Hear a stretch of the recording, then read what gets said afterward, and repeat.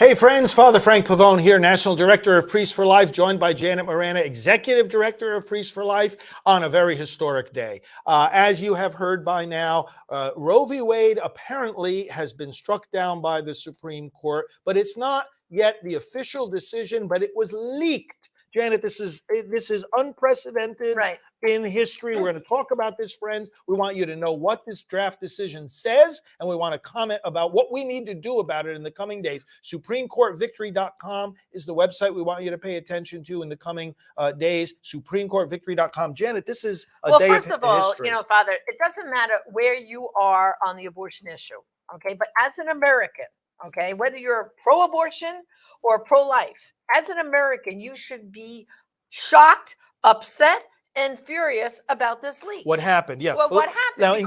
Because the whole integrity of our Supreme Court justice system is under attack. Well, right let's review for people that are maybe just hearing this what Right. exactly What did happen. Right. Okay, this is a document that it's authentic. We can verify that it's authentic.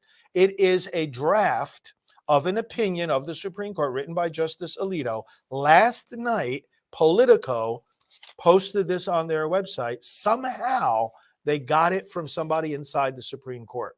Well, this is... Yeah, well, first of all, Father, they have to talk about how horrible that is that they even got it. Because what this means is, okay, and we've already, if you've been listening, Carrie Severino, Laura Ingraham, and the list goes on and on. These personalities who clerked in the court Right. have told us, they've been on the media, and have said, when you clerk and work inside the court, there is a absolute that they do not take papers home.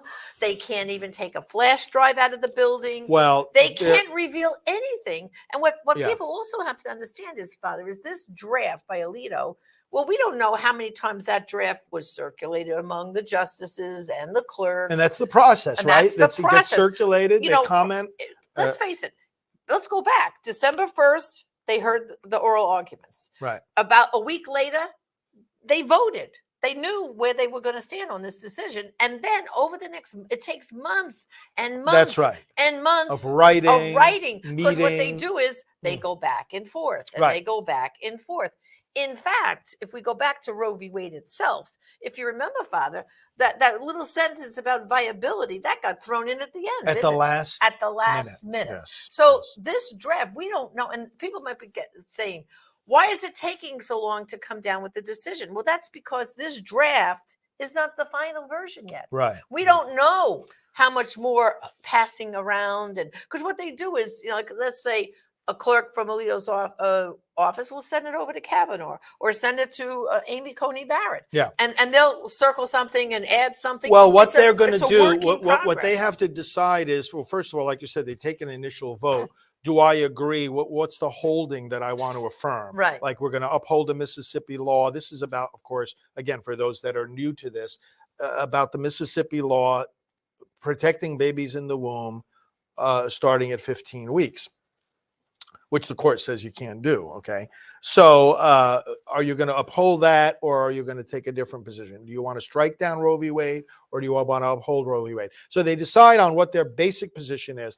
And then when they see the written opinion, they look at it and they say, well, I can sign on to this opinion if you change this or that or the other thing. Right. So they modify sentences or make Or additions. what they also going to decide in the process of that is, maybe I want to sign on to it and then write my own what's called a concurring opinion. Right. I'm going to write my own document saying I agree, but I want to bring up some other arguments that this document doesn't. And then they do the same thing on the other side with the dissent. Right. One justice will write the dissenting opinion, others will sign on to it, but then they might want to write their own dissenting opinion to go along with that. So all of this is why, like you said, it takes months for all this stuff to get written and finalized. Now, in that process, the justices can also change their minds.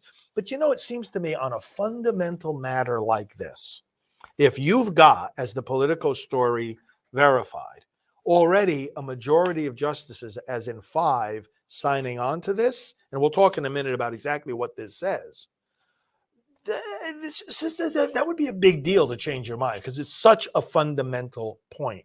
whether or not Well, abortion is a constitutional and the thing is, the right. justices themselves, meaning the more conservative ones, have said in just in other things that they don't see a right to abortion. There is no right to abortion in the Constitution. No, Constitution. there isn't. There isn't. And the other thing too is we know Justice Thomas has gone on record saying that the Supreme Court should get out of being the medical review board. They're sick and tired yes, of that. that's right. So those points have been already well placed.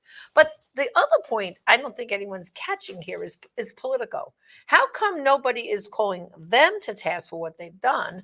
Because, like, for example, when it came to the Hunter Biden laptop scandal, they squashed that story. They didn't blast that story.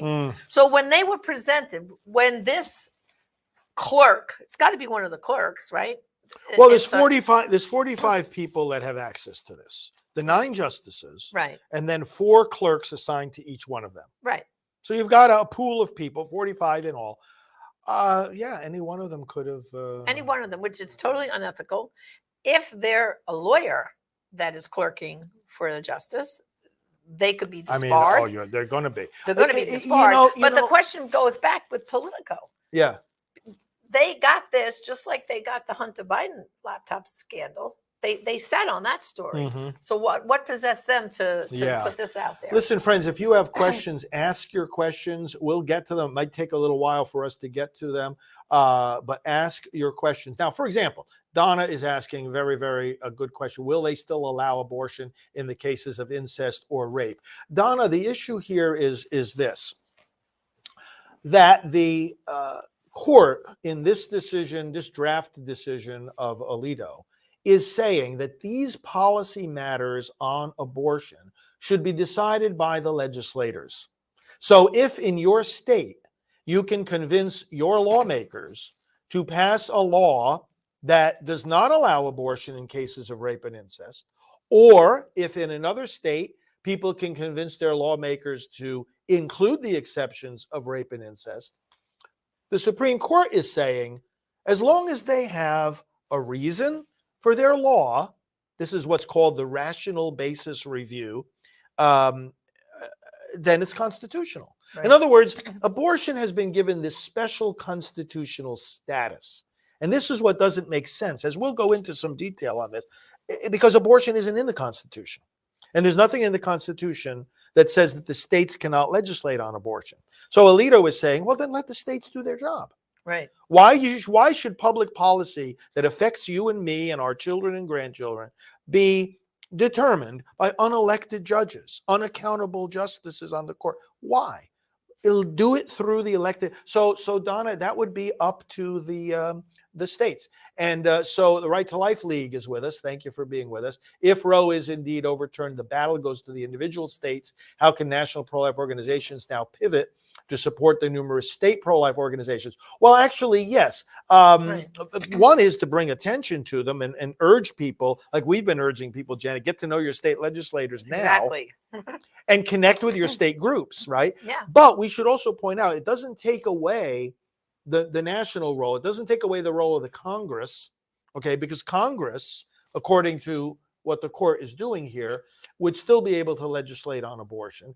And of course, the national groups will have a role in advocating for that. So, you know what I think of it, Janet, as it's not so much a shift from the federal to the state as it is from the courts to the legislatures. Right. And that's really what it's supposed to happen. Yeah. And you know what people have to realize, and really what that means is it goes back to the will of the people. The will of the people. The will of the people, because they elect either pro-life or pro-abortion politicians based on their beliefs. Right. That's who they support. It all goes back to our whole thing about voting pro-life. Yeah. From the town, from your town council to your school board, all these local positions.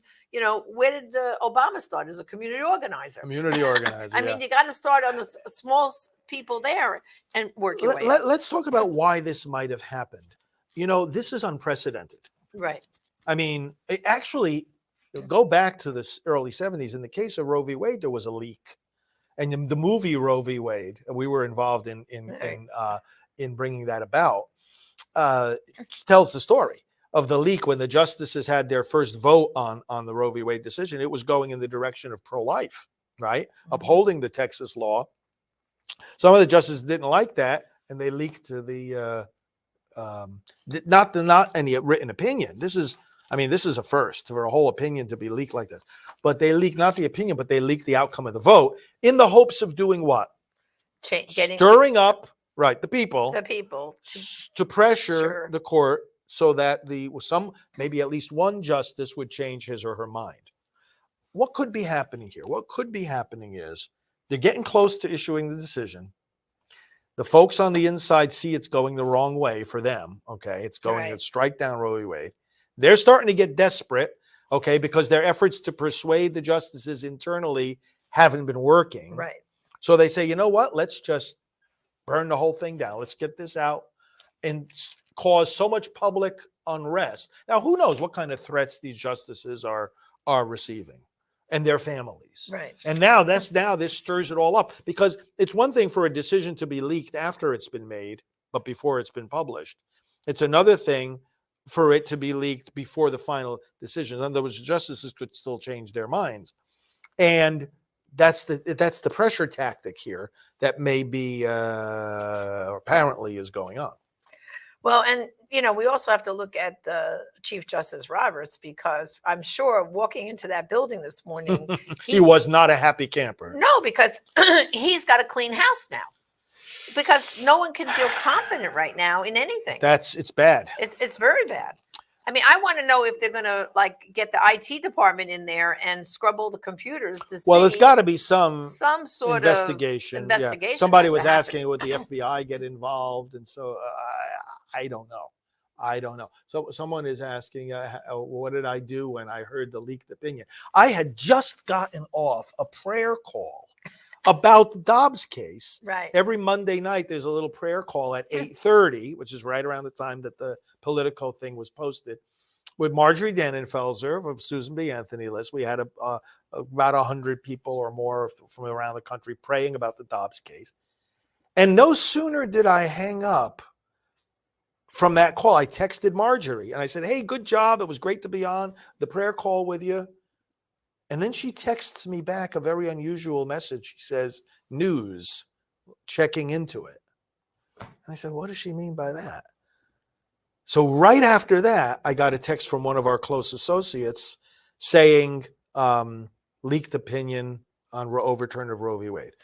And then the night began. Oh, yeah. The night began. And I grabbed it and I read through it and I was answering questions from people that were calling and so forth. So, But like you're saying, I mean, I want to bring up a point here about the abortion distortion. So you're saying, I mean, this is no less than an attack on the court, right? Well, it is. The leak, that is. The leak is an attack on our judicial system. Right. I mean, when you think about it, Father, there's been a lot of different decisions lately that we as Catholics and Christians, we didn't agree on gay marriage. That's right. But you didn't see anything leaked and craziness. We didn't, when the gay marriage decision by the court upheld gay marriage, we weren't there clawing at the door of the court. Yeah. We weren't protesting and going crazy. We were sad, continued to pray, said we still won't accept it. But, this is an attack of our government, because what's happened right now is the left has gone so far off to the left. Yes. They really want a socialist, Marxist kind of government. And they want to impose. Yes, they want to impose. Their radical. And they want to silence anyone that does not. So therefore, they don't respect the process, because the process right. is meant to give everyone a voice. Exactly. No matter how contentious the issue is, the process we have, and this includes court procedures, it includes Senate procedures, it includes the filibuster, it includes the Electoral College. These are all built-in safeguards in the wisdom of our founders that allow the minority voice to have a voice. No matter how contentious the issue is, you don't shut down the people you disagree with. Okay. But the other side has proven time and time again that they disrespect the process, that on this issue of abortion especially, the volatility of the issue overruns the boundaries according to which the issue is supposed to be debated. Right. We've seen this time and time again. It's called the abortion distortion. over all these decades that we've been involved in pro-life work, we've seen it over and over. What it means is that all the rules change when it comes to abortion. Even within this decision, it points this out, that things like, for example, there was one little example, third-party representation. In other words, can an abortionist go into court and claim to be representing the women that he or she does the abortions on? Normally this kind of third-party standing is not recognized by the courts unless you have some kind of substantial, intimate relationship with the person who's you are claiming to represent. Right. The abortionist doesn't have that kind of relationship with these women. They're strangers. So the point is that, but in the context of abortion, the court allows it. Right. You see, and over again, the court mentions it even again in this and First Father, Amendment issues. If you talk about our founding fathers and the Constitution, what people don't realize, and I only knew this because I did some research for my newest book, Everything You Need to Know About Abortion for Teens. I did some research, and do people realize that abortion was legal in some colonies and illegal in other colonies? We had 13 founding colonies, and they were split. So guess what? If the founding fathers, in other words, the abortion thing wasn't settled even back in colonial days. So if they thought there should be a right to abortion, then that's when they would have. Where was it? Where was it? They See, didn't put it in the Constitution. All right. So look, this is. But yet the right to life is there. This is what Alito goes into in detail in this opinion. Okay. And I want to urge you folks, read this opinion. He talks about the history. Just like you researched for your book, which, by the way, did you tell people about your book? Oh, let me hold it up, Father. Everything you need to know. Everything you need to know about abortion for teens. And for adults, too. You will learn.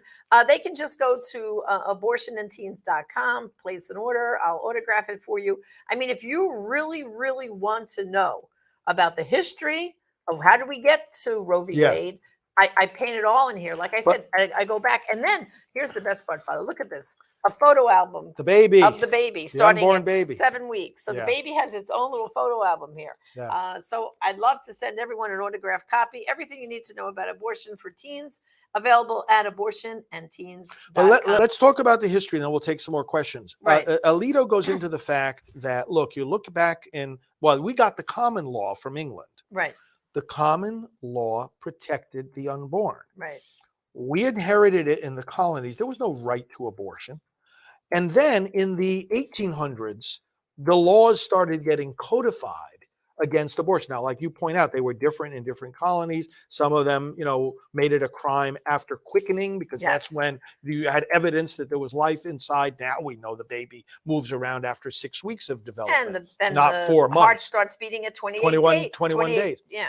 But the point is that the codification of these laws was a codification of existing policy, not new law. So we look at the question, was there a right to life in our nation's history, or was there a right to abortion? Even though the policies from colony to colony and eventually state to state had variations, abortion was not considered a constitutional right. No, never. And that is a key argument for striking down Roe v. Wade, because first of all, the word abortion is not in the Constitution. Right. Remember that episode from Law and Order? Yes. Who was it? Was it Fred Thompson? Fred Thompson. He takes the copy like of the Constitution off the wall and he holds it and he says, "There's no right to abortion in our Constitution." Yeah, where in here do you find it? Right. He's talking to Sam Waterston, right? Right, yeah. So Law and Order, that's classic. It's not in there. Right.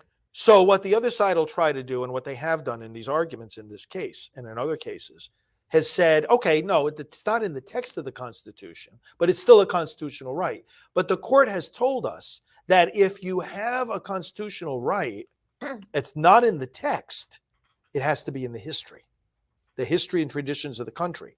Alito goes through that history and tradition, says, you know what? It's not there. Right. It's not there. And then they say, oh, it's in the 14th Amendment because they talk about you can't take away liberty. Well, it's not there either. Because when the states ratified the 14th Amendment, that was in 1868, there were already all these laws against abortion. In fact, 3/4 of the states at that point in time protected the unborn baby, not just after quickening, not just after viability, but throughout pregnancy. So how can a state Right. ratify the 14th Amendment thinking that it has a right to abortion and at the same time be passing and upholding laws that prohibit abortion? It's not there. And Alito makes this powerful case here in detail. Now, Roe v. Wade's history was garbage. They relied on the attorney for the pro-abortion side for one of the pro-abortion groups to talk about the history. It was unprecedented, the historical theories he was bringing forward, and it's been debunked since then. So Roe's history is it's non-existent. Alito goes into the history, Right. and he says, look, there is no right to abortion. It's only when you get up to the time of Roe v. Wade that you start seeing courts talking about it. There were no judicial or legislative evidence of this before that.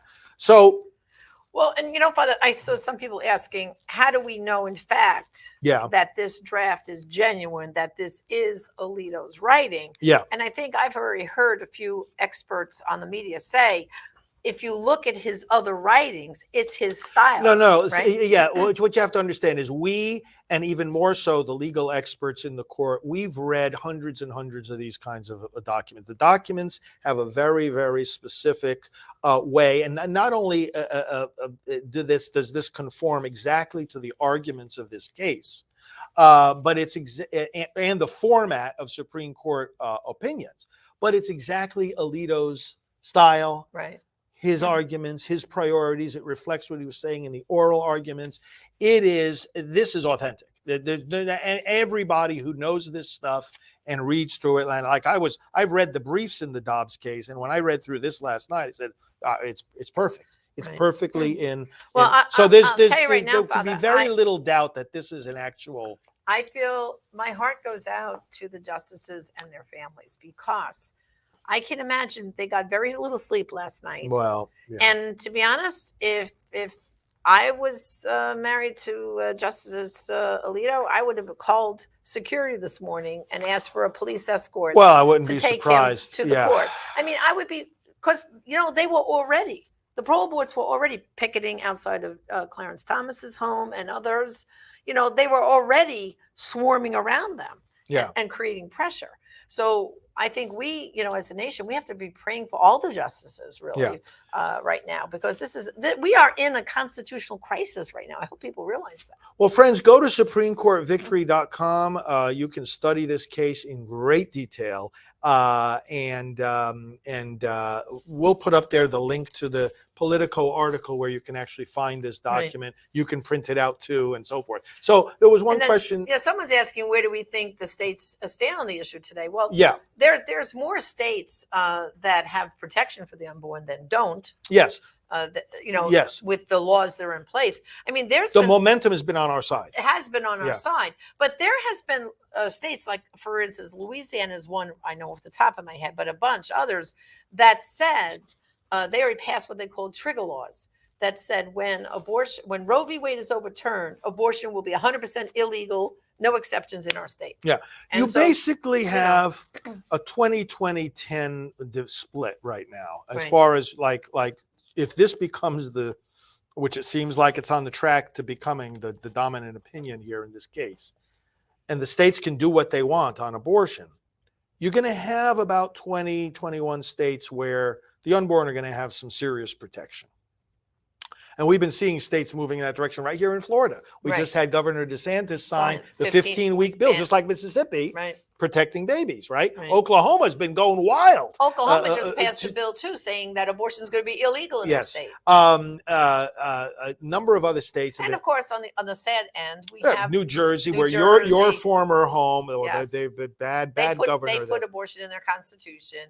Let's see, California, New York up till birth, California, Vermont, Illinois, Maryland is trying the solidly blue states, they're going to enshrine abortion in their state, some way or south. But then all the other ones will have, like you said, some will be 100% pro-life, others varying degrees. And I want people to push back on this phrase about codifying Roe. In fact, someone was just asking about that. If Congress codified Roe, would it be illegal? Congress can do this, but first of all, they don't have the votes. But secondly, it's not codifying Roe, what these states like New Jersey are doing, Colorado, California, because what they're saying is it's an absolute right. There should be no limitations, not even very popular limitations like parental involvement laws, or no taxpayer funding for abortion, or even abortion clinic regulations. They want to wipe away every kind of regulation or limitation on abortion. You know what? Roe v. Wade didn't say that. Right. In fact, Roe v. Wade went out of its way to say, number one, that the right to an abortion is not absolute. That number two, there is an interest that the state has in protecting that life in the womb, whatever you end up calling it. And it has an interest in protecting the health of the mother. And that abortion is inherently a medical decision is made by the physician. These laws like New Jersey and these other states are passing, they don't say that. They don't. In fact, Roe v. Wade even allowed for the states to prohibit abortion in the final months of pregnancy. Now, later on, the court, threw out that trimester framework.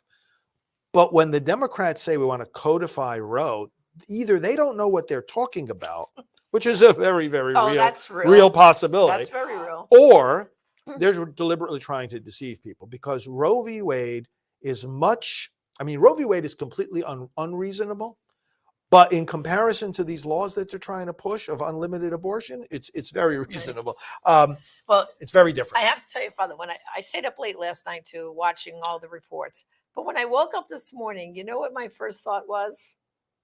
Well, Norma, we did it. Norma McCorvey, the Jane Roe, Roe v. Wade. As you know, we spoke to her right before she died, within an hour of her death. And we promised her that we would continue the fight, we would continue the work to see that in our lifetime, Roe v. Wade would be overturned. So when I woke up this morning, I looked up like this and I said, okay, Norma, it's done. Yeah. It's going to be gone. I've been saying for many years, I said, mark my words, we, not some future generation, we will see the end of Roe v. Wade. And we've been saying that for many years. Quite a long time. And when you think about it too, not having Roe, the quote, quote, law of the land out there, I know for a fact from the Silent No More Awareness campaign, it's going to save babies. It's also going to save women. Oh, from the pain. The distress. So many of these women said, if it wasn't legal, I wouldn't have considered it. That's right. If it wasn't legal, how many parents would not have dragged their daughter off for an abortion or suggested it? Exactly. We have Mary Jane Camilleri asking a question. We know Mary Jane. We know Mary Jane. Hi, Mary Jane. Does it make sense to you that there be a constitutional amendment which explicitly protects human life in the womb? Answer from a theoretical view and then from a political view. So a constitutional amendment is the ultimate goal. That's a goal of our movement. And so this is a step. Reversing Roe is a step towards the goal. In the right direction. And also, too, wanting what's called the Human Life Amendment. First of all, that was at the heart and basis of the founder, Nellie Gray, of the March for Life. That's right. That's what they believed in, those founders of the March for Life from the very, when Roe v. Wade existed, they right away wanted a Human Life Amendment. That was in their heart. It's even in the Republican Party platform. It is. That's the ultimate. The ultimate goal is a Human Life Amendment. Yeah. So, is that a great idea? Absolutely. Well, it's also a goal articulated by the United States Catholic bishops, too, in their pastoral plan for pro-life activities. Because you know what it is? Okay. It's the ultimate way in our American system of government to secure any particular right. Right. The ultimate way is to declare it in the Constitution. Now, there's two ways of going about this. One is the amendment process is a steep hill to climb. Right. You've got to have 2/3 of both houses of Congress and 3/4 of the states. That's a lot of consensus among the American people. And the founders purposely made it hard to do. And that's why, by the way, and Alito points this out in this draft decision, that when it comes to questions of whether the Supreme Court has correctly interpreted the Constitution, because the only other way of clarifying whether something is or isn't a constitutional right is to amend the Constitution, and that's a high hill to climb, we have to be ready to correct our mistakes. You see, in other words, people say, oh, well, Roe v. Wade's been in place such a long time, you have to reaffirm it. No, No, that's not the doctrine of the court. You don't Right. have to reaffirm it just because it's in place a long time. In fact, if it's wrong constitutionally, you have to correct it. Well, and Father, that's our history. At one time, it was legal to have slavery. At one time, it was legal for women not to vote. And so segregation, right? So all that, those were steep hills to climb that eventually were overcome. Either the Supreme Court corrects an erroneous constitutional interpretation, right, or you got to have a constitutional amendment. And that's why they say that this stare decisis, this let things stand the way the court has decided them. There's an important value there. Okay, there's an important meaning to that, but it's at its weakest when it comes to these core constitutional questions. Not everything a court decides is a constitutional question. The courts are deciding disputes between people, who say they've been injured in a certain way by the government. Okay, but constitutional questions, you look at stare decisis, but it's not a command, an inexorable decree. You've got to be able to change if you recognize, wait a minute, this doesn't, like Alito was saying here, there's no right to abortion in the Constitution. Let the political bodies work it out. So then Mary Jane goes on to the question of, well, what about politically? Politically, the support isn't there yet for a constitutional amendment. No. But that's okay. We're working towards that. Exactly. I mean, that's the final goal. Yeah. And we just keep working. I mean, obviously, the first goal was to get rid of Roe v. Wade. So once that, it looks like we're about to do that. And people have to understand, it's not done yet. It's not completed. No. This was a draft leak. A leak. It should not have happened. It should not have happened. They have not issued their decision or the formal document yet. That's right. That's yet to happen. So that's why we have to keep praying. This is not a done deal. But the first goal was, if we get rid of Roe v. Wade, then it goes back to the states. And now, someone else I think asked, will this affect the midterm election? Of course it's going to, because it's going to. Well, if you ask me, Father, if someone were to give me the prediction here, this was definitely a liberal Democrat who leaked this. Someone within the court, that were a clerk, because they're looking at the news cycle. Biden's ruling rate is going this, right? The country we're about to go into a recession. Gas is through the roof, food through the roof, supply issues. I mean, and then of course is the war in Ukraine. I mean, there's just so many problems that every poll you look at says the Republicans are going to romp in November and take back the House, and increase the Senate and so forth and so on. So if you ask me, the liberals are getting desperate. And when they get desperate, they try anything. It's an act of desperation. It's an act of desperation. First of all, look what they've accomplished. They changed the news cycle. Yesterday, before this happened, the news cycle was all about Biden's numbers, the war in Ukraine, the economy, inflation, the interest rates about to go up. That was the news cycle. What did they do? They changed the news cycle now, didn't they? And they feel this will now, because I think there were some Democratic voters too who were switching, that they were going to support Republicans now. They actually had them on the news, people switching over to the Republican Party. So what's going to happen now?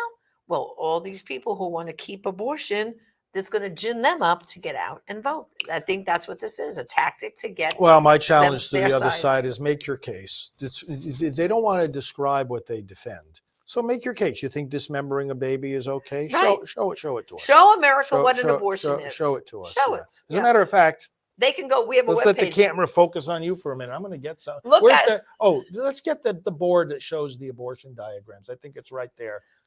Look at abortion. And they can go to lookatabortion.com, right? Look at abortion. Yes, that's right. Lookatabortion.com. We have a webpage. Here, friends. Okay, take a good look at this.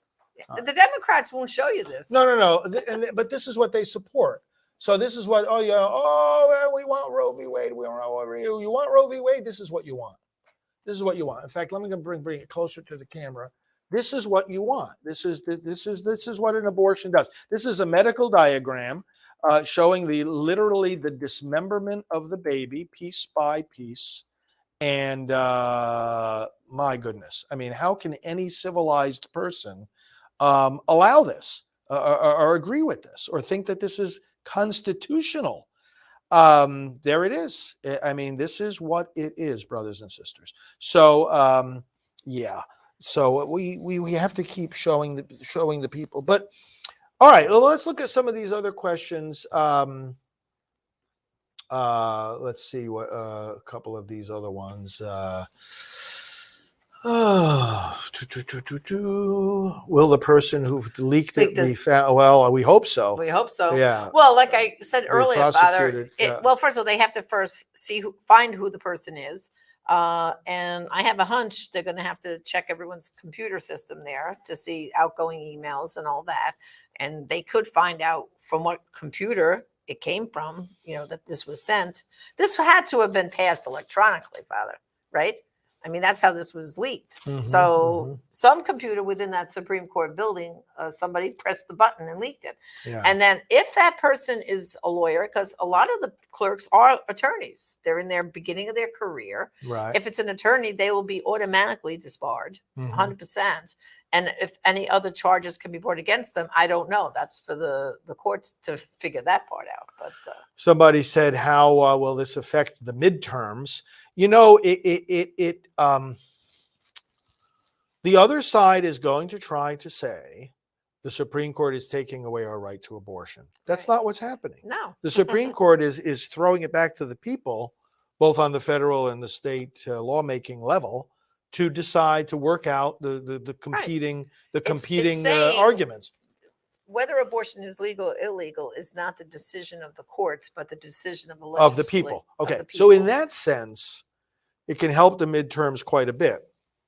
That first of all, we expose it and we say to people, here's what the Democrats stand for. Right. Because the Democrats don't want people to see these diagrams. They don't want people to hear a description of abortion. So if this inflames the debate, which it's obviously doing, and pro-life people, including pro-life candidates, are not afraid to describe abortion, it will help the midterms. Pro-life is a winning issue. We have seen that in electoral politics in America. Some candidates get bad advice and they're told, oh, well, yeah, you say you're pro-life, but then quickly change the subject and go off to another issue. Well, it's something that President Trump didn't shy away from when he was debating Hillary Clinton. Yeah. In that last debate, he was the first time, I was cheering. He was the first time a candidate said, oh, well, you're for ripping a baby apart. Ripped them from the womb. Ripped them from the womb. Yeah. 9 months. 9 months.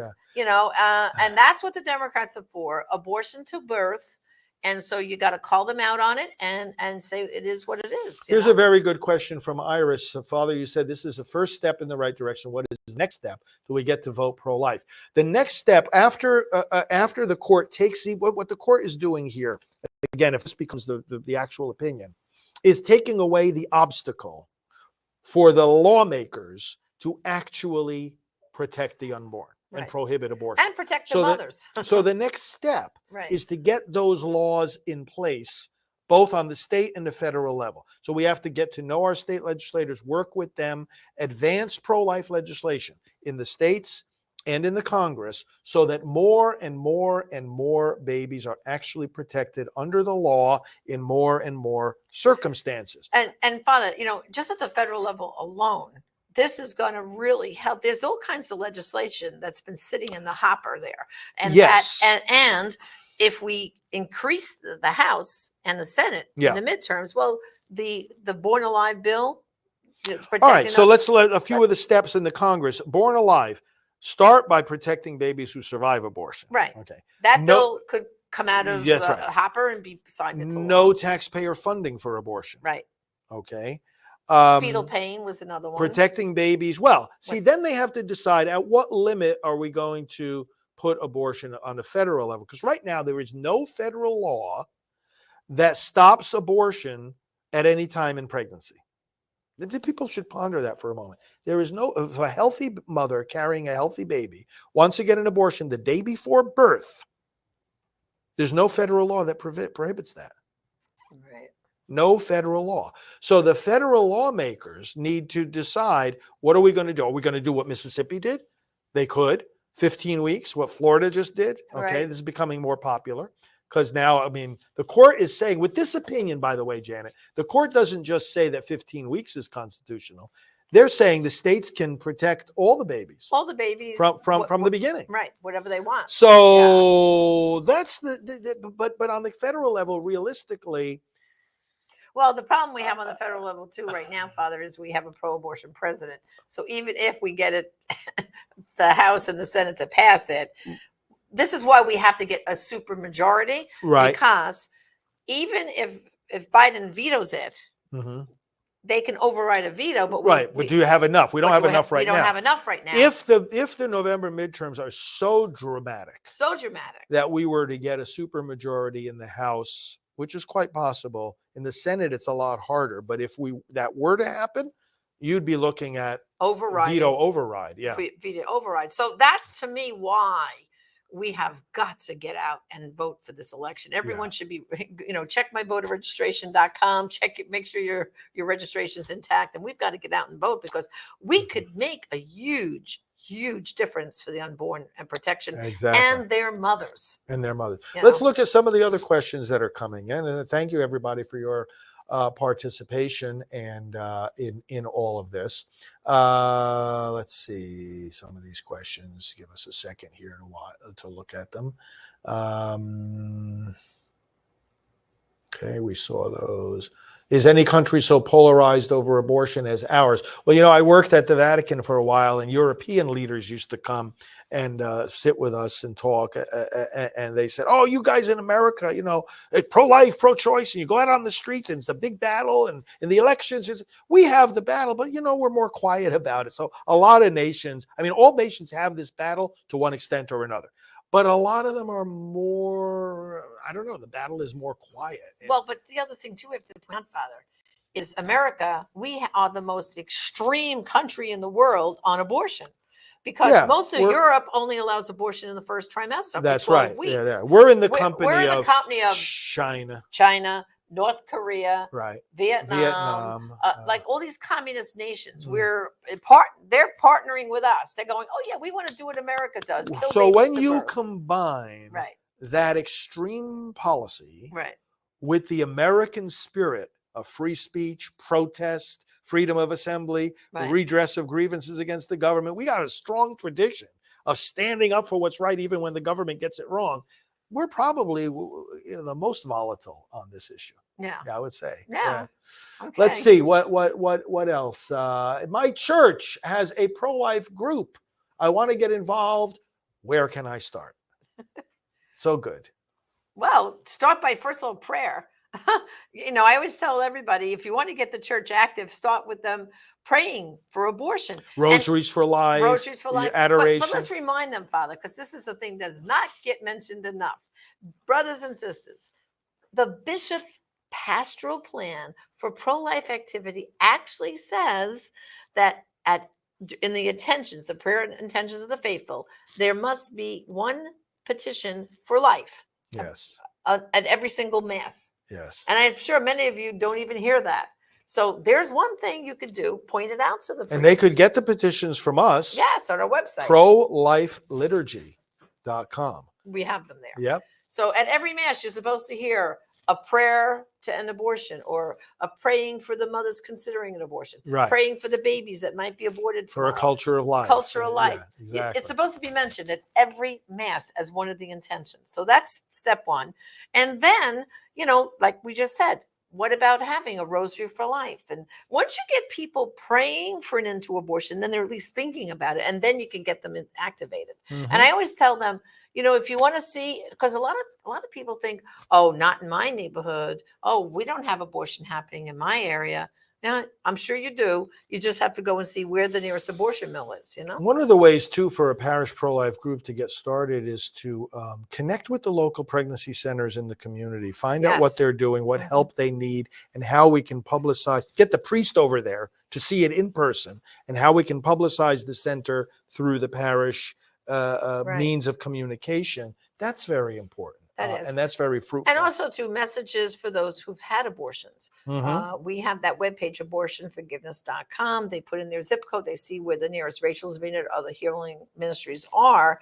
So again, when you're talking about abortion, you're also saying we're not condemning those who've had abortions. We're here to have a hand of hope and healing for them too. Exactly. Why do the left love to murder babies? Isn't that a good question? Well, everything on the left is puzzling. Like, for example, as you know, Father, I'm a former public school teacher. Why do all the teachers union back pro-abortion candidates? Why? When I left my job in New York City in the year 2000, and they gave me my little goodbye lunch, I said to them all, I said, well, I'm leaving my teaching job so I can provide you all with some job security. And they were, what do you mean, Janet? I said, well, because if you keep aborting the children, your class size is going to go down and some of you are going to lose a job. It's an irony, Father, isn't it? That they support abortion-loving candidates every single time. It's amazing. On one level, it's an alliance with the abortion industry. Murdering these babies leads to a lot of profit for a lot of people, including the selling of the body parts, and it's a very lucrative industry. And that money goes back where? That money goes into the candidates of the campaigns of the Democrat candidates. Yeah. So there's that. So, Father, here's a question they keep asking: will Pelosi and Biden ever get excommunicated for their position on abortion? But we have a great brochure you just wrote about politicians and abortion, and they can get that at our online store at pro-life products. You go through all the points about politicians. Yeah, ask the bishops. Ask the bishops, exactly. No, they the leadership today in the church is very unwilling to punish. Very unwilling. Oh, except for punishing priests that are pro-life. Right. With that exception. Yeah, they'll punish me before they punish Biden. Right. The school boards, the school boards supporting abortion is a deep contradiction. That's right. A deep contradiction. So this is an historic day. It is, certainly. This is a powerful document. We will see now what the court is going to do. If they are ready to issue their decision, let them issue it. If they need more time, let them take more time. The court should not be pressured. Yeah. It's a draft. The court should not be pressured. Let's pray now that the justices that are ready and willing to reverse Roe v. Wade will stay the course. Yep. That's the key. Stay the course, not be distracted, not deterred, be intimidated. Right. Let us pray. And friends, again, go to SupremeCourtVictory.com, sign up, get the information, stay in contact with us there. Let us pray. Father, we ask you to send the Holy Spirit upon the justices of the Supreme Court. And as this story blows up all over the country, all over the world, keep them focused. Keep them focused on finishing this decision, on getting it out, and keep those who are convinced of what is right on the path of judging according to what is right, sticking with their decision, and keeping that decision based, Lord, not on public pressure or confusion, but on the Constitution of the United States, which they are sworn to uphold. We ask all this in the name of Jesus the Lord. Amen. Amen. Thanks for the discussion, Janet. Thank you, Thanks Father. for the discussion, friends. All your questions and comments, SupremeCourtVictory.com, and we'll be back to you as these events unfold during these days with much more commentary. God bless you.